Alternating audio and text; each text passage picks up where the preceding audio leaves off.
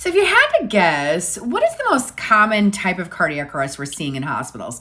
Is it a shockable rhythm, a non-shockable rhythm, or maybe a combination of both?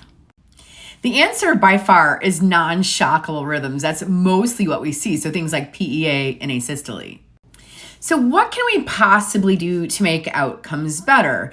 Well, this was a really interesting study that evaluated the combination of mechanical CPR device, so using the Lucas device, with an impedance threshold device that they put on the end of the endotracheal tube, with a head and thorax raising device called the ELIGARD. And so the question was, in non-shockable rhythms, does this combination of therapies improve survival?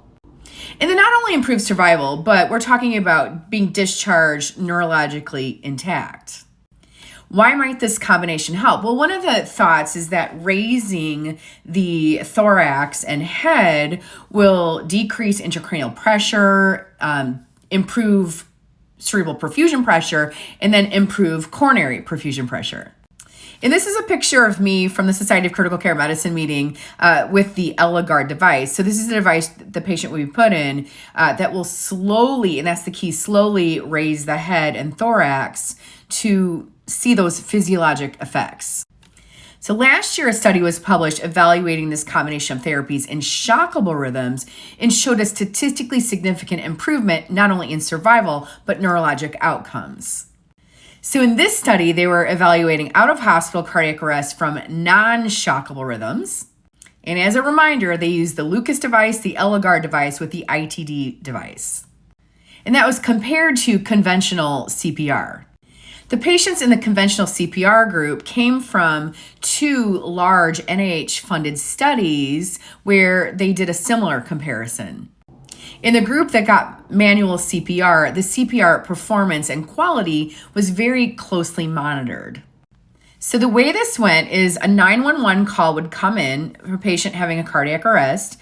EMS would respond. Hopefully the patient got bystander CPR, which usually is instructed when 911 calls come in. EMS would then start usual manual CPR, and then they would place the patient on the Lucas device and the ELIGARD device, and then place the ITD device. Once 2 minutes of mechanical CPR were provided, the ELIGARD device then would raise slowly, and this is the key, raise the head and thorax to 22 centimeters, the head of bed, which was like about 8.5 inches, and then the thorax was 8 centimeters, which is a little over 3 inches. This is just a closer view of what the device looks like.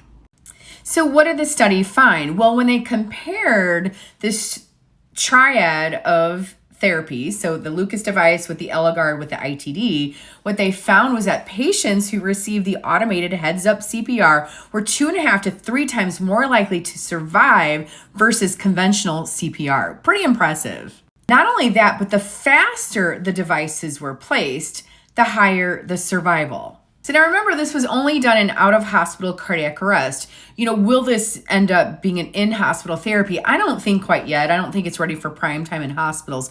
But a lot of EMS agencies are jumping on board, especially now that we've got 2 large prospective trials evaluating this triad of therapies versus just conventional CPR. EMS has always been really, really, into resuscitation and cardiac arrest. So we'll see what happens. I think, one thing you have to keep in mind is the patients we see in hospitals are a very different type of arrest, especially if they're inpatient. They're sick, they get sicker, and then they deteriorate. So, I'm really, really interesting. Would love to know your thoughts. My feelings will not be hurt, whatever opinion you've got, but would love to know your thoughts in the comments.